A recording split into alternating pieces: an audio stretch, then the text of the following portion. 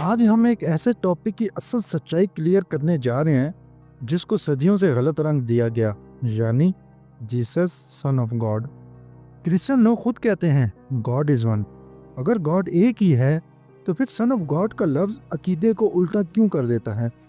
اس video کو and تک لازمی دیکھیں، کیونکہ آج بات ایموشنز کی نہیں، لاجک، قرآن اور بائبل کی ہوگی۔ سب سے پہلے یہ بات سمجھنا ضروری ہے، سن آف گاڈ ایک رسپیکٹفل ٹائٹل تھا، جیسے ہم اردو میں کہتے ہیں اللہ کا بندہ، اللہ کا پیارا یا اللہ کا نیک بندہ، لیکن اس کا مطلب لیٹرل بایولوجیکل ریلیشن شپ نہیں ہوتا۔ اسی طرح جیسس سن آف گاڈ عزت کے لیے کہا گیا، نہ کہ اصل کا بیٹا کہہ کر۔ یہ بات بہت سے لوگوں کو نہیں پتا، بائبل میں پروفٹ یعقوب علیہ السلام، جن کا ٹائٹل اسرائیل ہے، کو بھی گاڈ کا فرسٹ بورن سن کہا گیا، لیکن کوئی ان کو لیٹرل بیٹا نہیں مانتا، کیونکہ یہ صرف ایک رسپیکٹ کا ٹائٹل تھا اور ان کے مقام کا سمبل تھا۔ اگر پروفٹ یعقوب علیہ السلام کو سن کہنا لیٹرل نہیں تھا تو جیسس کو لیٹرل کیوں بنا دیا گیا؟ اب قرآن پاک اس پوری ڈیبیٹ کو 2 آیات میں فائنل کر دیتا ہے۔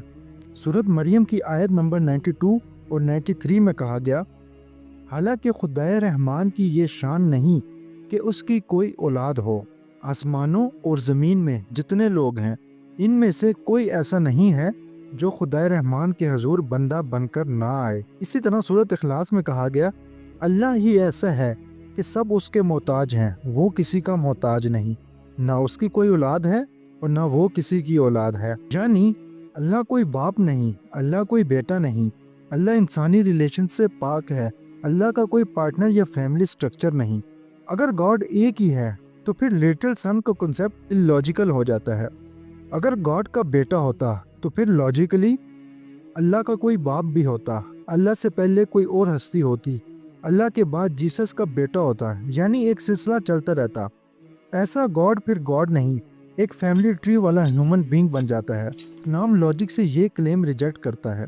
بائبل کے مطابق جیسس یعنی حضرت عیسیٰ علیہ السلام نے خود کہا، جان چیپٹر 5 ورس 30 میں کہا گیا، by my self I can do nothing. اسی طرح جان کے چیپٹر نمبر 14 ورس 28 میں کہا گیا، my father is greater than I.